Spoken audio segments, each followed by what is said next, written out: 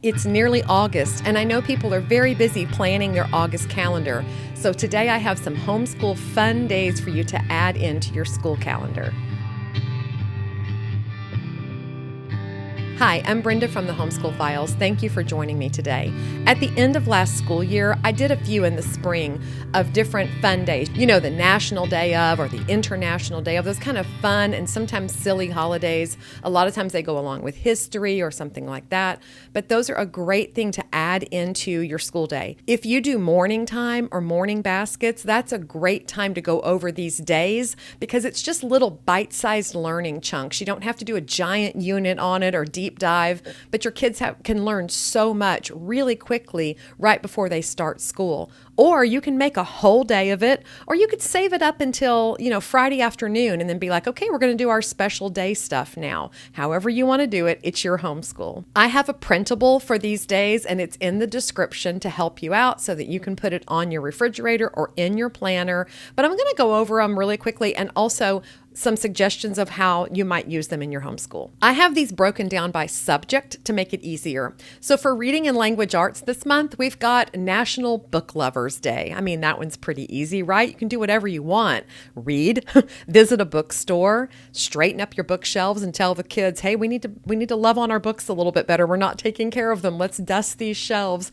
Whatever you want to do. Gift each other a book, gift your kids a new book for the first day of school. Whatever. National Book Lovers Day is this month. Also, for reading and language arts, this month is Frankenstein Day. Now, if you've got older kids, like high school age, they might want to read the novel Frankenstein by Mary Shelley. But if you've got younger kids, that won't be necessary. What's important to go over? It's important for them to know that Frankenstein is a novel, and it's written by Mary Shelley, and we celebrate Frankenstein Day on her birthday. The other thing I would make sure to teach my kids is that Frankenstein is the name of the main character, Victor Frankenstein, who is a scientist in the novel. The monster that we always associate and call Frankenstein is actually Frankenstein's monster. Frankenstein is the scientist. So you could just teach your kids that little bit of information, let them know that it is a book, they can read it when they get older, and move on with your day. For math, I have one thing this month, and it is International Geocaching Day. Have you ever been geocaching with your kids? It is a great family activity. It is not a good activity for August. Not where I live. You can learn about it on International Geocaching Day, and then you can go geocaching when the weather cools off. That's up to you. I'll put some links in the description. If you've never geocached before, you need a free app on your phone. You'll need a little bit of directions. It's very easy to do. You just have to learn about it a little bit. And I would really encourage you to at least try it once with your kids. History has quite a few things this month. We've got National Coast Guard Day. It's the Coast Guard's birthday. In other words, if your kids don't know what the Coast Guard is, this is a great time to do that and go over it. It's Purple Heart Day. Now, here's one that kids may not know a lot about. If you have older kids, again, you might have them read a biography about someone who received a Purple Heart. Maybe someone in your family received a Purple Heart, and you can talk about that, or maybe even see the actual Purple Heart. But if you have younger kids, it might just be enough to know what the Purple Heart is. I have found that when you get on YouTube for things like this and you type Purple Heart Kids and you put kids at the end of your search, that you get really friendly videos, really kid-friendly videos. And when I put in Purple Heart Kids on YouTube, I got a great video from kidshistory.com, or I think that was the name of it. And it's just a quick video that you can show your kids, and then they'll know what a Purple Heart is. And that's what I'm talking about, bite-sized learning. Art Hub for Kids, or Art for Kids Hub, they also have how to draw a Purple Heart. So there's just little things you can do like that that will kind of cement that new knowledge in their head. Also for history, we've got National Lighthouse Day. If you live near a lighthouse, that would make a great field trip. Otherwise, you can just learn about maritime history and about lighthouses and what they are. Again, a video, a book, a discussion. Here's one that I really would want to teach my kids. It's National Navajo Code Talkers Day. Now, if you don't know what that is, don't feel bad. If you don't know what any of this is, don't feel bad. I'm telling you that half the stuff I know because I homeschool. I didn't learn it when I was in school. I learned it as an adult when I had to teach it to my kids. That's when I learned it. And this is one of the coolest things in history. So look it up. Brush up on it yourself, and then show your kids a video or read them a book about it. National Navajo Code Talkers Day. Amazing story in American history. We've also got National VJ Day, which is a very sad and happy day and ended World War II. If you're studying world history this year, you might want to point out this day to your kids. It's also Vesuvius Day. My oldest daughter did her research paper her senior year on Pompeii, so I've learned a lot about Mount Vesuvius. And then there's William Wilberforce Day. Do your kids know who he is? Very important man in history. Not American history, but very important man. You might want to learn a little bit about him real quick. All right, let's move on to something more like PE. Let's get a little bit of action in. We've got National Bowling Day. And don't look at me and say bowling is not PE, because listen, I took bowling for a PE credit in college. I'm not ashamed. I wanted to be inside the air conditioning. Did I get good at bowling? No, I did not. Was it fun? Kind of. So you can take your kids bowling. It actually falls on a Saturday this month anyway. Also, it's National Disc Golf Day. Have you ever tried that? Have your kids?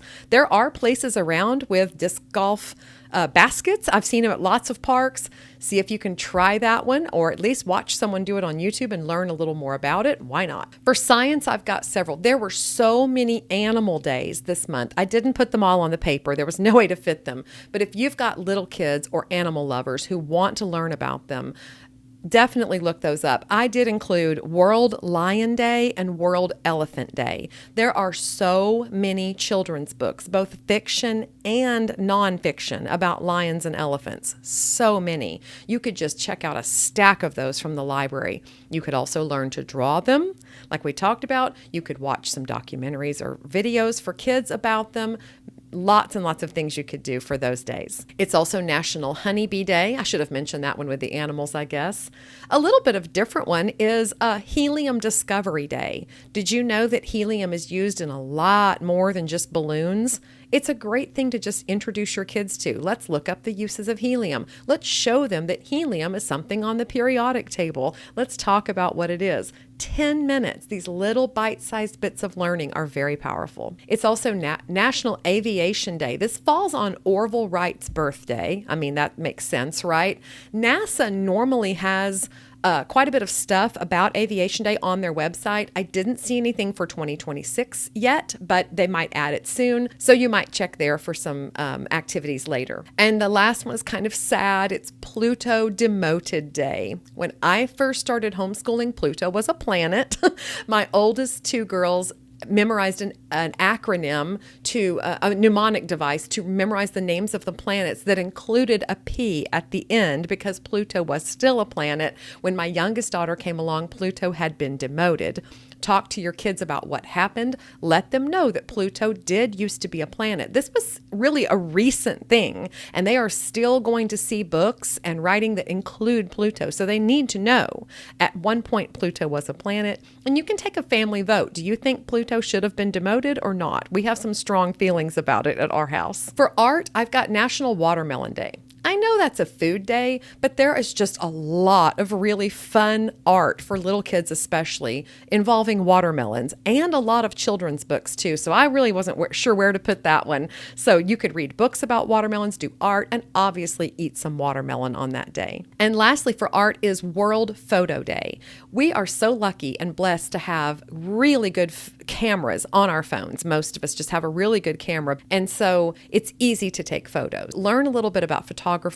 Look at some award-winning photographs through the years, and let your kids try their hand at taking some photographs that day. All right, then I have some just for fun, because I mean, that's kind of what this is. These are supposed to be a little bite-sized bits of learning, but also just something to interject some fun into your week. So we've got Spider-Man Day.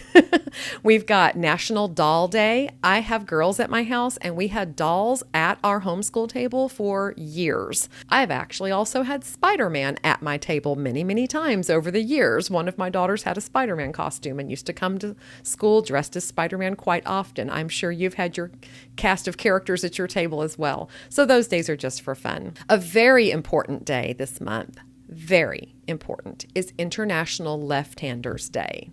If you're left-handed like me, do you have left-handed kids?